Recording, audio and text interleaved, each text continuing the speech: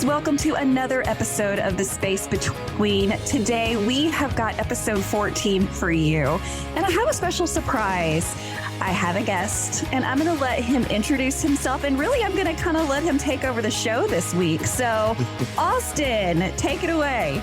Hey, Renae, and hey, everybody. My name is Austin Williamson. I live in Denver, Colorado. I've been playing music for about 20 years, and I got into Dave probably only about a decade ago. And I was fortunate enough to see them in Phoenix this last weekend, and that was my 56th show. Did you always have planned to go to Phoenix, or was it a last minute, like, I'm going to go? It was very, very, very last minute. So I got a call from one of my buddies, and he had told me that he had a ticket for me, and I had a voucher for Frontier Airlines. So it all kind of worked out in and of itself. So it really happened in about 12 hours. I mean, I woke up, and of course I wanted to go. And of course, all of our friends are going to be in Mexico and everything. So I wanted to go. And then my buddy kind of called me after that and was like, look, I've got an extra ticket if you can get down here. And I'm like, all right. And so it happened. I get there, and it's not the first time this has happened to me, but I ended up in the pit somehow. Of course you did, Austin. Yeah, me and Dave were hanging out. Flavor Flav was right there. It was pretty nuts. I've never been to Phoenix before. My first time in the city. I loved it here. 72 degrees versus 18 in Denver, when I left, which is fantastic. Yes. I mean, it's a really cool community. It's a big town. There's a lot of people here. And so when I first, before the show, I had a few drinks. And I was just kind of aimlessly wandering around with my pit wristband, and I saw there was a security side with no one there. There's nobody in line. It was just the employees. And I was like, sweet, this is going to be awesome. I'm going to walk right in. And so I go up, and the guy checks me through, and he's like, how you doing? I'm like, good. And then I go into this strange stairwell as soon as you walk in the door, and I'm like, what's going on here? And there's a guy walking by me, and I'm like, hey, how do I get to the pit? How do I get to GA? He's like, well, upstairs is the parking garage and downstairs is backstage. And I'm like, huh? What do you mean? And so let me apologize in advance to everyone. My voice is sore. You have a really good reason. Yeah, you have a really good reason. I knew it the whole time I was doing it too. I was like, I have to be on a podcast this week. I'm screaming. I'm still screaming. But yeah, so I walk in, and he said backstage is downstairs. So me being curious, I took a trip downstairs, and sure enough, man, I could see it was private parking, and I should have lied, Renae. I should have been devious, but I wasn't. I walk up to the guy. There's just one lonely security guy down there. He's like, what's up, man? And I'm like, hi. Nobody has asked me for any identification or anything yet. And I'm like, can you tell me how to get to general admission? I just want to go to the pit. And he's like, wait, you don't work here? I said, no, man, I don't. And right there in that moment is when I should have took the blue pill, I think. Absolutely. I should have been like, yeah, I'm Dave's masseuse, Yeah, whatever it took. Whatever. Some body work done before the show starts. Yeah, but I mean, got into the pit, ran into just a lot of wonderful people there. Marty McKinney, Chris Terranova. Big shout out to those two guys. Saw Ridge Richter for a little while. And just, as you know well about this community, is it does turn into a family. And I'm so grateful. These concerts are more than just concerts for me. And I could probably speak for a lot of us by saying that, you get to surround yourself with people who get it, who kind of cope with life the same way that you do. And it's a beautiful experience, especially. Yeah, I'm at the airport, by the way, everyone. Yes. Headed back home. Going to Mexico. Just kidding. Oh, yeah. Don't you wish? Would that not be amazing? And I wonder how many people are out there that did Phoenix first on their way out of the country. Quite a few of them. Few. I ran into a few people that were going to Mexico, and I was like, can I fit in your bag, please? Can you just stick me in your bag? Yeah, it's not going to happen, unfortunately. Not this year. I do plan on going next year, though. for the first I time. would love to. It's just the dollar signs. It's ridiculous. I mean, it's ridiculous, right? man. And I'm a musician. I'm a local musician in Denver. I can barely afford Denver, much less It's Mexico. ridiculous. Now, I can see where it would be like even thinkable if that included airfare, but it doesn't. And so it's just. And is it full? Like, does that include food and stuff once you get there? Yeah, food and drink is from what I understand. So you can drink as much as you want, eat as much as you want, all the stuff. So drink bill might be $4,000 by itself, even if I didn't have to. So see, you're saving money. Exactly. Because it's all you can truly. Okay, so back to Phoenix. Now, I saw a little bit of rumble on the internet about how they changed the pit process, I guess. And do you know anything about that? I know that you got into the pit a little bit late, but did you hear anyone speaking about what they're doing? And can you kind of explain what you saw or what you heard? I can't tell you much, but I did hear some grumblings from people. I know that it could totally been what I'm thinking it had everything to do with the Super Bowl, and like everything was a little different, because like Fenton's light rig was not there unless they're doing something super basic this year, so there are a lot of their own kind of processes and event staffs weren't the ones running the show. So I think that might have been why it's a little different. Sure. But I believe people went and got their wristbands like normal, like numbered wristbands. There was the other reason that made me think it was not a Dave thing is because they're just normal wristbands. They're not like the usual cool pit wristbands that people get for the Dave shows. It's just a piece of paper, which is awesome. Anyway. It can be awesome. It was awesome. It was awesome for me. Anyway, I got that out. No, I don't care. But so from what I understood, they went and got, it was like 1 or 2 o'clock. I think people went and got their wristbands, and then there was a break. People were allowed to come back. So they got numbered wristbands, kind of like the Gorge. Yeah. And then they came back, and I believe they lined up from a random number like they usually do. I didn't hear anything too crazy besides kind of some little details of how they were handling stuff. I don't think it's anything for us to have to anticipate in the future. Gotcha. Okay. Well, I saw only good comments and people that were hopeful that it would continue through the rest of the season. Of course, I have no clue what was done. So yeah, I'm trying to figure out what the heck it could be. It would be nice for them to somehow find a way to perfect that, but I don't think there is any way. I mean, I think we can all see that with the, and I think perfection is unattainable with a lot of our crazy ass man group. Yeah, you could give us the rules, and we aren't going to remember. I mean, look at 5 seconds. Look at the ticket process right now. I mean, there's a lot of things that are supposed to be better that people wouldn't necessarily say they are. I don't really have an opinion on it, but I have. It's always fun. I love the chaos, man. I love it. I love watching everybody freak out. I love watching all you guys yell at each other on the Facebook pages. It's so fun. I love it, man. Love watching it. So it's so crazy. It's just so crazy. So any other last thoughts on, does a part of you wish that because the Super Bowl has started officially. Well, it's not started. Yeah, I'm watching it right now. Are you? Does a part of you wish that you were staying back in Phoenix? Are you a fan of either of the teams? So Jalen Hurts he went to a high school called Channelview High School in Houston, which is it's in a pretty poor community, and I've had a couple cousins that have gone to that high school and graduated from there. So I'm a Birds fan today. I'm a Houston Texans fan though, so I just watch baseball. Gotcha.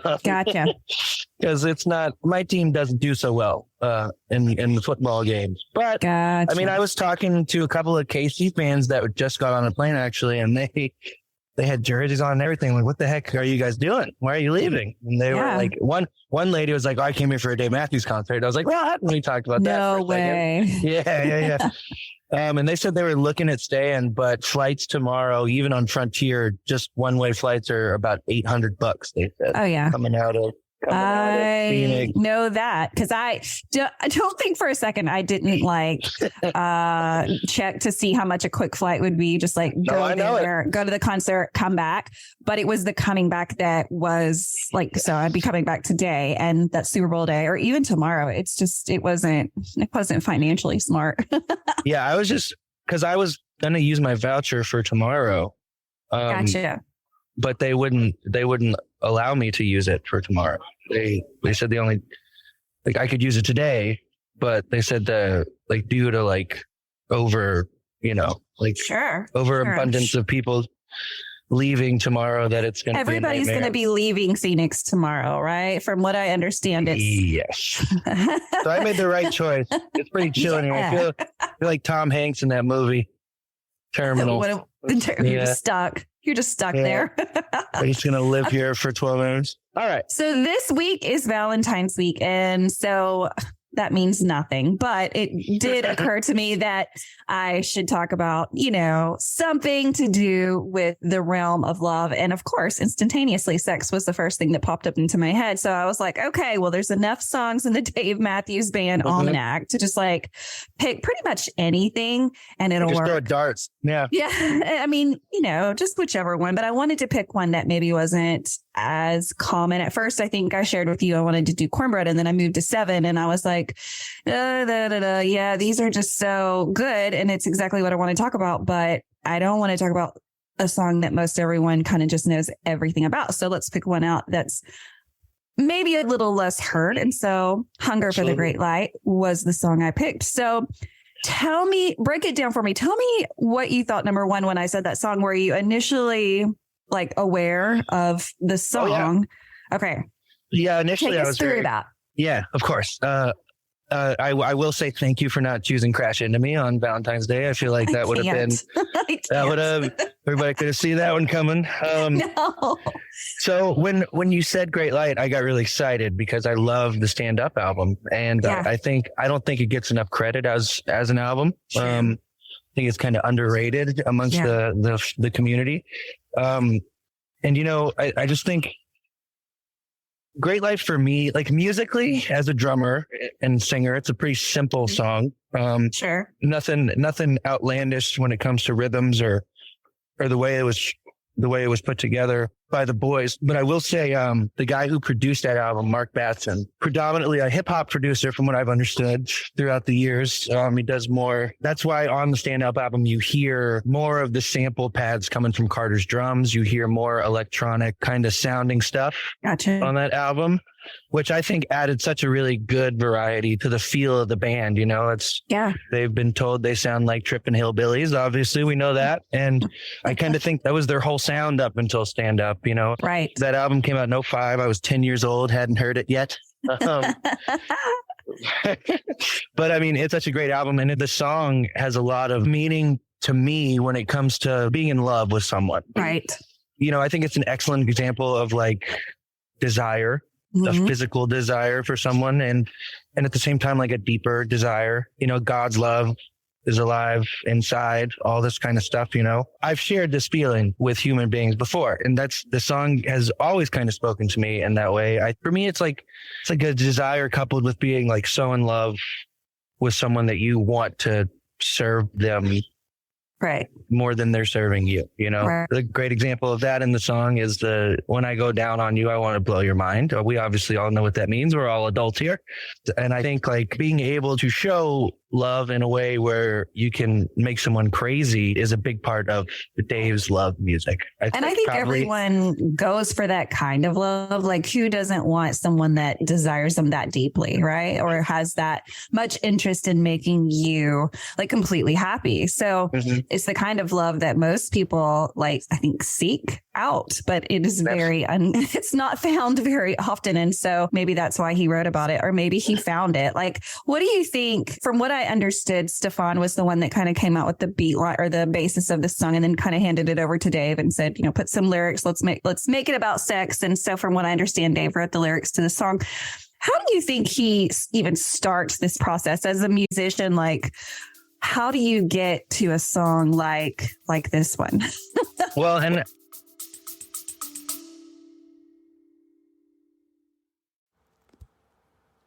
hello, everybody. This is Dave Rich from the Eddie Casino Band out in Las Vegas. We're really excited to get this journey going, celebrating our music, our original music, on all platforms. We just released our first single over Labor Day weekend called Eddie Casino. If you're looking for new music, look out for our next single coming out to Spotify, YouTube, Instagram, Apple Music. These guys in the band are really excited to get started playing music for you all. If you like Tom Petty, Zach Brown, Jason Mraz, Dave Matthews Band, Rob Thomas, Jimmy Buffett, Pink Floyd, Stapleton, Bare Naked Ladies, Goose, Billy Strings, Sting and the Police, a ton of influences that we bring to the table. Hope you enjoy our music and look forward to seeing you soon live on stage.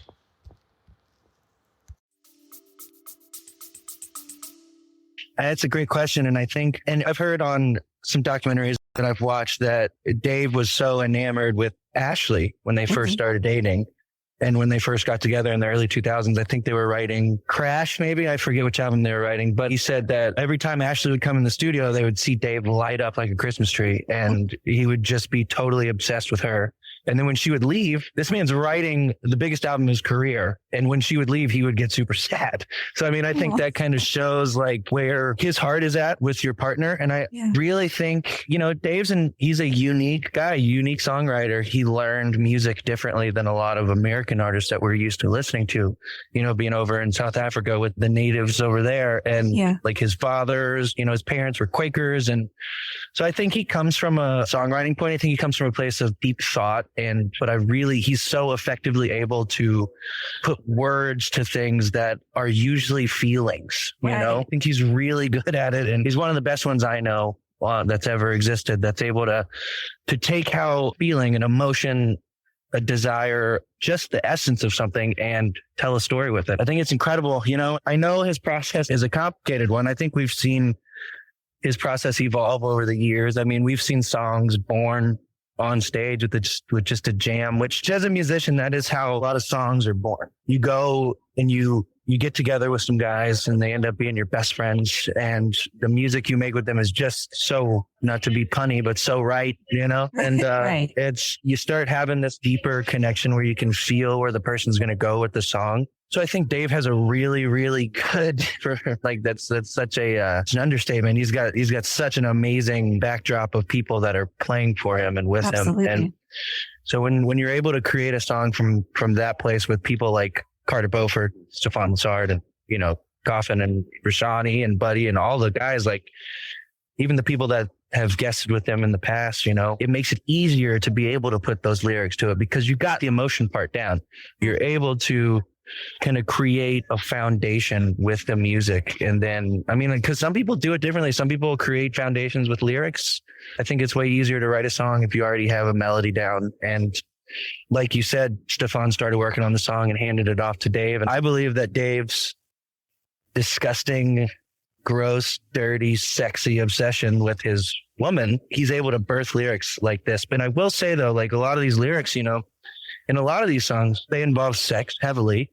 And I think when you want to be considered a serious songwriter, because Dave's had to climb out of some stereotypes, you know, and I think he's finally starting to get the recognition kind of globally that he deserves from people who are like, oh, you mean the crash into me guy? You know, you don't hear that as much as you used to anymore.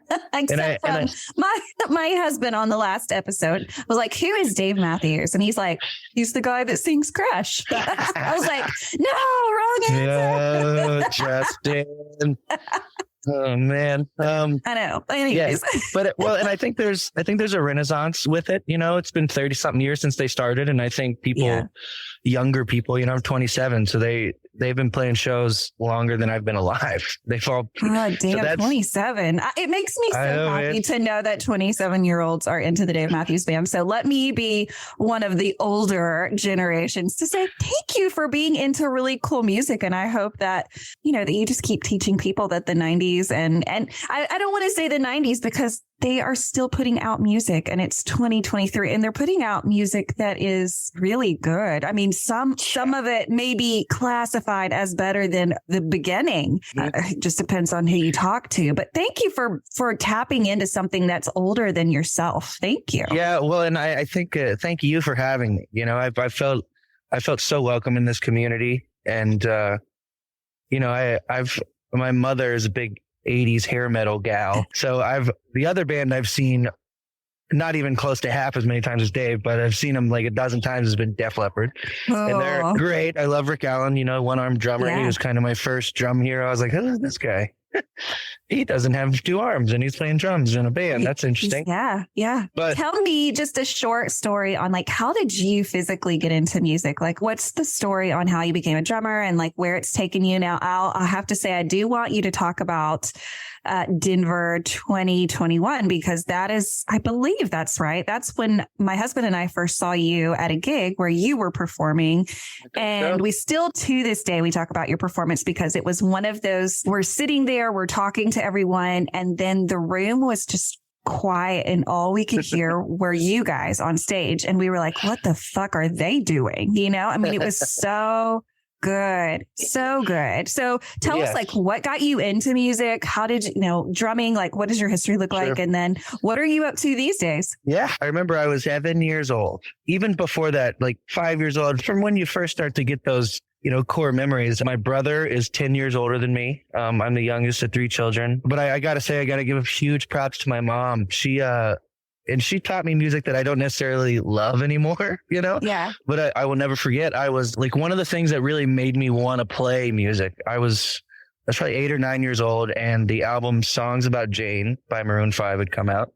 Uh-huh. And my mom would just cruise around the neighborhood and listen to music. That was like a way of her to kind of relieve some stress and to get out of the house. And we would just go drive around, and she'd pop on an album and we'd listen to the whole album. And so I remember hearing those songs and thinking, man, I want to do what these guys are doing. What is this stuff? And it was just kind of birthed out of that. And I was a music minister for a long time. But the way that happened for me was I was in a youth group at a church. I was a young kid in this youth group. It was a big youth group, and I was in like 5th grade, and I wasn't even supposed to be in there, but I'm always sneaking into pits that I'm not supposed to be in. Yep. And I remember there was a little electronic drum set, and this was probably the next year. So I was 9 years old. And I remember, one of the guitar players there saw that I had an interest, and he kind of took me there. We would do like a youth group thing every Friday night where it would just be a big hangout. And it was a big church, really big church. Yeah. Every church in Houston is a big church. Sure. I remember the first drums I played, they were Roland, little crappy electronic drums, just black hockey puck looking things. And from the moment that I did it, I knew that's what I wanted to do for the rest of my life. I mean, and that sounds dramatic, but it's something that like you fall in love with something. And like as soon, like it's almost like Dave for me. As soon as I heard the band, I knew that this was for me, And so I just kind of naturally progressed. I never got lessons or anything on the drums. The next year in 6th grade, I signed up for my high school band, and I really wanted to play the saxophone for some reason. I didn't even know who Leroy was yet, but I should have. But I wanted to play saxophone, and my band director, he had heard some rumors about me because I was already getting pretty good at drums for my age. Wow. I was just playing every Friday night, and then eventually my parents bought me a little cheap $200 drum set that was used and all beat up, and they hated me for about 3 years because I was in my room just beating the shit out of those drums for 8 hours a day. As soon as I hear my dad get home, I'll be like, I should stop now. Because I was not that good yet. I was getting there, but it was rough. So I signed up for band, and then, I have to credit 2 men in my life who are still really big mentors for me. I went to a small school in Southeast Texas called Anahuac High School, and 2 guys named Cliff Brown and Kevin Heckman were the band directors there. And, Cliff, he's still a mentor of mine. Like I said, he taught me how to play rudimentary drums, like percussion and snare drum and that kind of stuff. And Kevin Heckman was the lead band director, and he was so devoted to this band. He wanted something good out of this small town so badly because it's a pretty desolate town. It's known for its meth and alligators. So to be known for meth. Meth and gators. So that's a pretty cool combo. Sounds like you're going to die in that town. Oh, you're gonna live before you die, though. I'll tell you what. No, it's there's a reason I live in Denver, Colorado now. Anyway, but yeah, they wanted so badly to make something great, and so they did. And they took a group of like 80 kids, and we went from 8th grade to 12th grade. It was just a mix of all of us, and we got 5th place in the state marching contest first time. Holy crap. And the drumline was ranked top 5 also. And then the second time we went back was my freshman year of high school. And we got 4th that year, and the drumline got number 1 in the state. And I was the section leader for that drumline. Oh my God. I think that was when it started to like the gears started turning for me. Like I was like, this is something that I might be able to actually do in life, not just something for fun. You know, they instilled a lot of passion into it. And that was right around the same time I heard Carter Beauford play for the first time, and everything changed for me in that moment right there. So after that, I continued with music ministry for a while, and then I just listened to Dave all day long, and I would study Carter. I must have watched the Under the Table and Drumming video hundreds of times, literally, maybe 1,000 or two. It's, I mean, it really kind of shaped where I am today. But yeah, that's kind of how it all started and what brought me to music. And then I joined choir my junior year for fun and realized that, hey, I can sing a little bit too. And that's how you discover it, is you join choir and you're like, oh, yeah. I mean, I always knew, I always knew I could carry a pitch, like I could hear. I knew what to listen for, what was good and what was bad with music, like with vocals. So I was like, all right. But I will say video games played a big role technically in me being a singing drummer now. I'm in 5 projects in Denver, and one of them is called The Storytellers, and it's a band I lead, sing, and play drums for. I'll get into a little more of that in a little bit, but I was 13 and I bought the Beatles Rock Band. I don't know if you remember the game Rock Band or Guitar Hero, that kind of stuff. Oh yeah. It's very, very enjoyable stuff. But I remember I would be playing the drums, and I was like, you know what? I think I could sing and drum at the same time while I'm doing this. And so I bought the little mic stand and the little tiny microphone, and I would just set it up next to me, and I'd play Ringo's parts and sing John and Paul's parts. And wow, that's when I really fell in love with that concept. I knew that I wanted to be a front man, but still play the drums, which you don't see it a lot, especially anymore. I mean, right. The other night, Anderson .Paak opened up for Dave in Phoenix, and he's one of the very few singing drummers that are current. So that was a really amazing experience to be able to see him do his thing. He did a DJ set, but he got on the drums the last couple of songs, and it was awesome. How do you develop that talent? Like, how do you go from I'm going to be a drummer to I'm also going to be a singing drummer? Like, does that have to come naturally to be able to be that coordinated, or is it something that can be taught and learned? I definitely think... I mean, I don't like to say that anything is unteachable, especially in the realm of music. Right. I especially don't like to think that because I'm trying to learn guitar right now and it's kicking my ass. But like the people that I've talked to mostly that are in the same situations as I am, singing drummers, they've kind of all said the same thing. Drumming is kind of like breathing. Yeah. And it's like chewing gum and walking at the same time. Gotcha. Like it's really, because drumming, I don't even have to think about it anymore unless I'm playing Dave stuff. But drumming, I just do it and I can feel it, and I know there's so much muscle memory stored in my body from the last 20 years of playing drums. And so it all kind of came naturally. And singing is a challenge for sure. That's one of the hardest things I've done successfully so far. But it's one of those things where drumming, I'll forget that I'm drumming on stage sometimes. Wow. I'll get lost in it. And I think maybe because being a singer, being a vocalist is like a fresher experience for me, but I will get emotional on stage, like singing, like obviously not showing it, but like the power of like lyrics and melody and absolutely the original form of music coming from us, it really has affected me in such a great way. And I mean, Dave's kind of behind all of it too. At the end of the day, everything rotates back to Dave for me. Shout out to Dave Matthews. I always like to insert that guy. Hey, Dave, if anybody actually, I don't care who you are. Yeah. Like, if you're listening and you like Dave and you want tell me why you love Dave. I love listening to different perspectives of why this band has made a difference in your life and how you found it, why you're still hanging on to it. What's your why? And everyone has a different why story. And I love that. Yeah. So I was going through a pretty rough breakup the first time I heard Dave. It was my first love, and there was a new song on the radio from a new album, and it was called Why I Am. And I was like, this is interesting. I heard the intro and I was like, holy shit. Like the music is what really drew me in. I think it was Carter at first. I distinctly remember, shout out Jessica Krzyzanowski, a good friend of mine from Houston. She's my sister's age. She's a little older than I am. And I loved Jason Mraz when I was getting into high school and stuff. And she loved Dave, and Jason and Dave played a few shows together. That's right. And I remember I tried to listen to Dave and I was like, I hate this guy's voice. I don't like this shit. And it's just so funny what a couple of years of like perspective can do. For sure. But for me, the big reason I'm so in love with these guys now is, the dedication of the craft is a big part of it as a musician on the musical side. I have trouble staying with the same band for 6 months. I can't imagine 32 years of pretty much the same rotation of guys, Yeah. It's really impressive. And anybody who's left the band, God rest the boy's soul, but my humble opinion, the only other person that's left the band really has been Boyd, and he did it to himself, Yeah. Ultimately.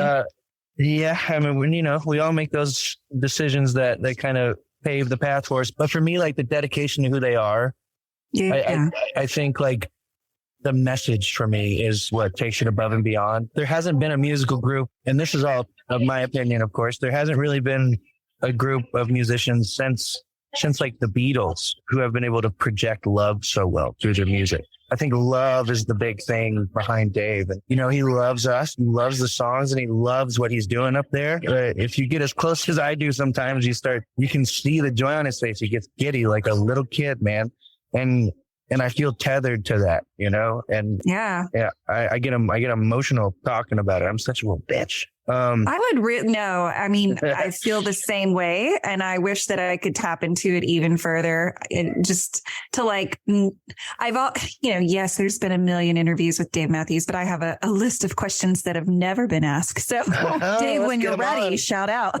Dave, when you're ready, here. Come on. I got a list of questions in my phone all the time. But yeah, I'd like to know, I'd really love to know what his whys have been, because of course his whys have changed over the years, right? Because when he began, he was so young and then got married, had children, and now close to, the next step is people getting married and having grandchildren and becoming a grandfather. Life and I'm so excited to see how his music reflects that too, because something you touched on earlier, you said some people think that the new stuff is just as good, if not better than the old stuff. And I could not agree more. Like, I love their old sound, it's fantastic. I listened to a lot of shows from Tracks and stuff. Yeah. And those little clubs that they would play in Charlottesville.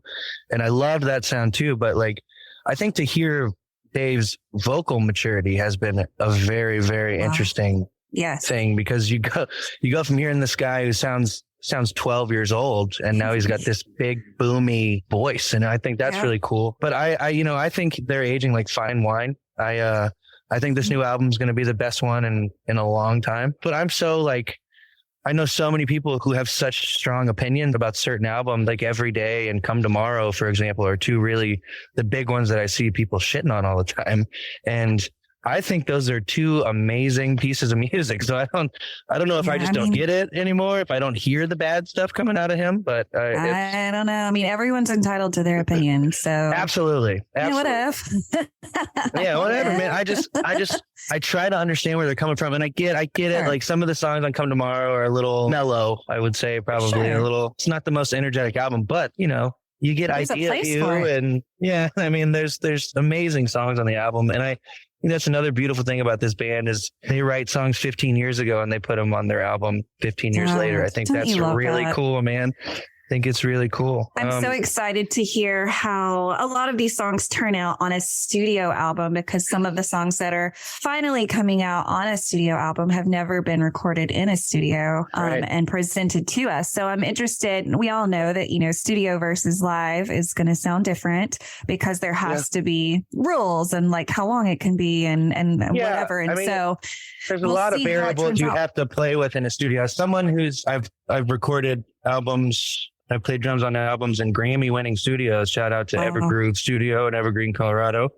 And there's there's 12 mics around everything, and it's a very abrasive kind of process, and it can be very stressful. So the fact that they're able to come out with the music so smooth is a miracle in of itself. When you hear it live, it's chaos in the best way, a lot of the time. But, I think we're seeing some examples. I think Madman's Eyes is one of the best songs that they've written and released in a decade or so, probably. I love it. I love the beat. I like how different very different it is from one song to the other. It's just like it completely changes the culture Dude, around you. Like it sounded so good the other night, man. It sounded so good. I would guess so. It was so good because that's the first time I've seen it in the pit, I believe. No. I saw it at the Gorge, I think. I don't know if I was in the pit for that night. I was only in the pit 2 nights at the Gorge last year. Dang it. Oh goodness. You had to suffer through, huh? I know. I had 3 nights. I had to sleep in gold camping and be on the rail 2 nights. It was a bummer. Holy shit. Well, you want to hear something big? First time I've talked. I'm going my first time this year. Oh, to the Gorge. My God. I've never been. I'm scared to death. I'm not even planning it. I have a friend planning it because I'm like, I don't know what to do. You're going to have friends all over you, man. I'm going to be there with quite a few of my buddies. We're going to have a camp in Gold called Camp Nemesis, which is an inside joke that we have. Okay. You'll have to share that with me. Oh, I will. Just not on this podcast. But No. But yeah, so excited. Are you and Justin both going or just you? No, it's just me. Yeah. Oh, man. I'm going with the crew. And so, I'm excited. I'm honestly petrified because it's just like, what? We have to do this. What? Yeah. Last year I jumped off a cliff and did it. And I landed in a river. That's what it felt like, man. It was one of the most incredible experiences I've had seeing this band. And that's what I've heard over and over. I've never heard a negative comment about it. And that's rare. I go to the Gorge every day versus Mexico, to be honest. But that's, some people prefer Mexico. I can't say. I'd have to experience both and then give a full report. That's true. I've never been to the Riviera, but I'm sure. That's great. When Carter's not around, I just want to cry. That's all. I get that, and that's what I've said in the past about. I would not like to go there because I really want to save my money to where I can listen to the full band. And so after I got knocked down about 25 times for saying that, and like the intimacy that I'm paying for, and all of that, I was like, okay. So it's just a different kind of show. I've seen Dave and Tim in a tiny little theater in Sugar Land, Texas, and it was amazing. I mean, it was the only D&T show I've been to, though, and I've been to 55 other shows that have all been full band now. So I definitely have a preference, but there is a level of like being close to the guys. And I think just like watching an acoustic duo, no matter where or what, like kind of like you were saying when you saw us, like, which I'll touch on that in a minute too, but you feel like they're just normal dudes at that point. And I think that's, well, they are. Exactly. And you see them on this big stage and there's 30,000 people screaming at them. And it's like, you forget that these guys are not Greek gods, they are not. Just they're human beings. David's up there. Everybody knows him. Yelling at him. Yeah. And I mean, it's interesting. So I think there's definitely a dynamic with the duo shows that I could see myself digging. But that night in Colorado, the Denver 21 shows. So every year that they play in Denver, come to Denver this year, guys. Damn it. You can't. No, I can't believe they skipped over you guys. We might get an October, December date or something. I'm thinking maybe Ball Arena where the Nuggets play would be cool. I'd like to see them indoors in Denver. I like them indoors. I like the indoor sound. Yeah, they're one of the only bands that can fill up an arena with sound. It's hard to do, man. There's a lot of emptiness when you go see a lot of bands where things are trebly or whatever. Anyway, I was playing every year when Dave plays Denver. There's a little brewery about half a mile from the venue called Halfpenny Brewing. And it's a great local brewery. They make amazing beer there. It's a really cool vibe. It's one of those like shopping mall gems, that like shop and strip kind of thing that just nobody is the wiser. And then you go there and it's really impressive. And there are so many breweries like that here in Colorado, which is a big reason why I love the beer culture here. It's really cool. But that was I think I did it in 2019, but it was so like last minute and just kind of thrown together that I did not get the performance that I wanted to out of it. Right. And then so the next year available, because 2020 wasn't real. That didn't happen. Right. It did. Just not with Dave. Yes, indeed. I got together with my dear friend in Denver, Jeremy Koss. Yeah, I love Jeremy. Yeah, shout out Jeremy. We love you, buddy. And we kind of planned it a little better and we got more people interested and I didn't know what to expect. And then all of a sudden there's 100 Dave fans staring at you.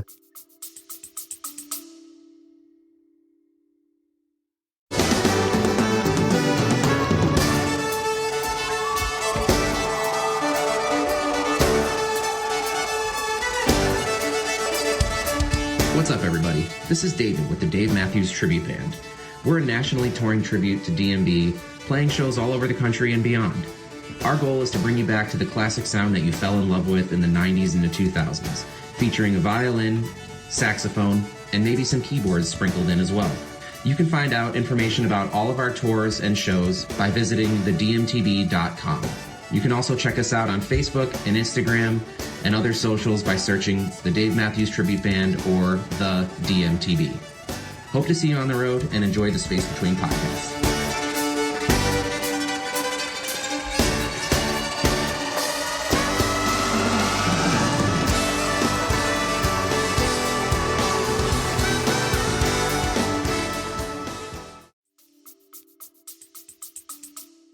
Because was this day of, or was this night? Yeah, it's just so it's night.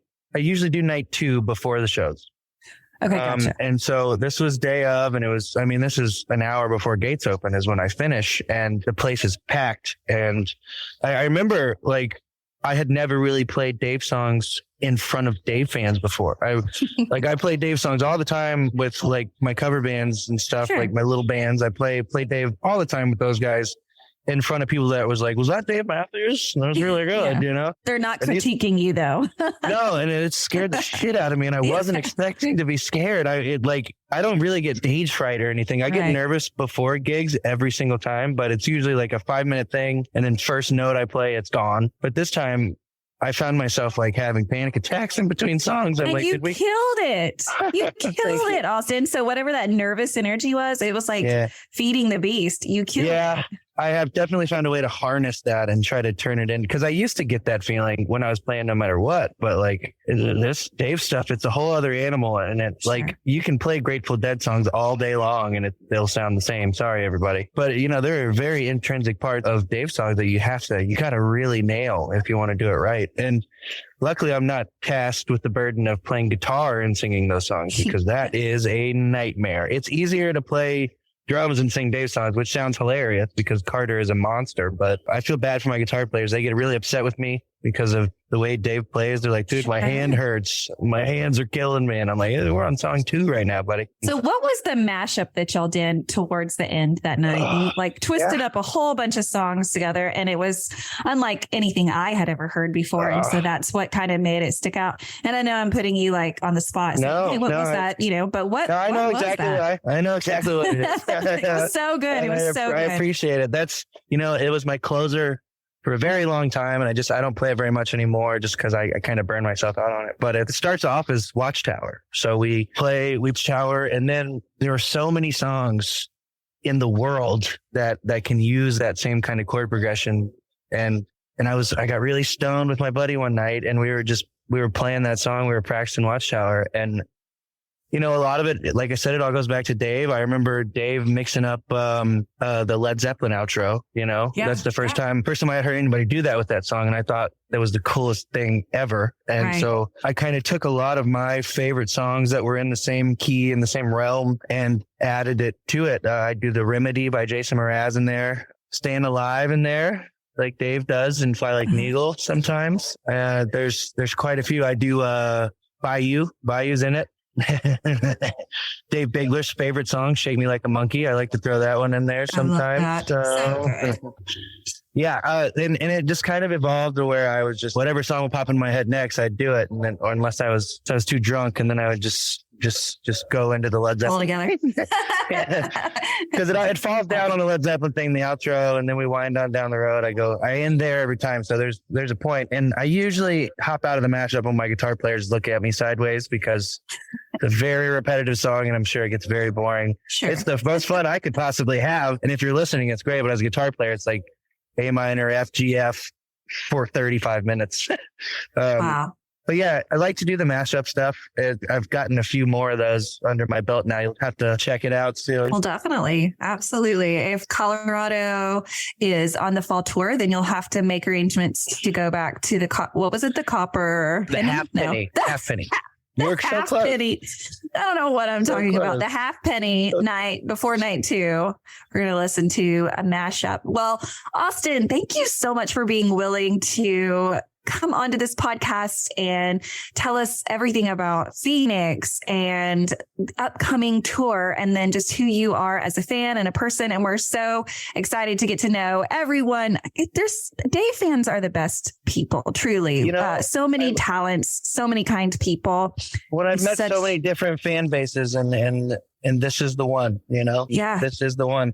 I would like to touch on one more thing, if that's all right. Go ahead. Absolutely. Because I took some notes here when I got to the airport. And so, something else I wanted to touch on. It has to do with the hunger for the great light. Like I said, I've loved the stand-up album for so long, and it has a lot to do with Mark Batson. And I mean, I think in light of the new album coming out and seeing people either ecstatic or upset about songs that are on this album that have been played that we've already heard, and versus songs that we hadn't heard yet, Do you remember the Batson Sessions? You ever heard of that? Not off the top of my head. Yeah. So everybody talks about the Lily White Sessions, which is the album that was never to be. Right. And Lily White got his redemption. And so Mark Batson, right after the Lily White Sessions, Dave and the band came in the spring. I think it was April 21st, 2002, maybe. I could be wrong on the year, but it was definitely 421. I remember that. And then they came back in the fall and recorded. So they recorded 2 sessions with Mark Batson years before Stand Up was released. And some of the songs that were birthed in those recording sessions, this is just fun facts for everybody. Kill the King, Break Free, Sister, Idea of You, Come On, Break For It, Can't Stop, Shotgun, 27, and Cornbread were all recorded during those sessions. And that's just something that's always blown my mind, because if somebody asked me my top 10 songs, those might be it. Those might be it. The ones that never made it. Well, and then you look and we're starting to hear Break For It again.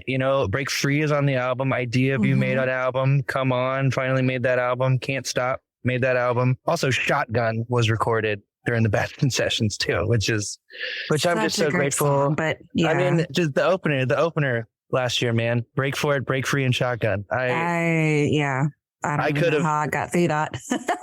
I could have gone home and never went to another show again and been. I feel the same way. I feel the same way after I left. And it was in Austin, and that's my name. It's my name. Yeah. I'm Austin. It was in. Can't top Austin in Austin. Yeah, you sure can. And that was one of you talk about the older generation, but it's really, I'm the younger generation of Dave fans, and I am few and far between. I mean, there are so little of us, it's painful. Well, I have to say, you're the first 20 something I've ever met. So I find myself on the DMB singles page, thinking no, I can't do that. Let's do it. It's going to be a bunch of 50-year-old women. I know, I'm kind of into it. Never mind. Ladies, if you're listening. But on my last pod, the lady was like, I'm looking for a single male somewhere between 55 and 65 with good health insurance. So if you need to do a shout out for love, I don't want love, man. Y'all can have it. No, but I will say at that Austin show, I met one of my best friends now. His name is Mitch Ennis, and he lives in Boston. Let's go Sox. Awesome. Don't know what I mean. I can't even attempt to say. Wow, that was the most Arkansas way I've ever heard the word Boston uttered. You sounded like Sling Blade. I'm from Texas. I don't know if you know that, but I was born and raised. I didn't know that.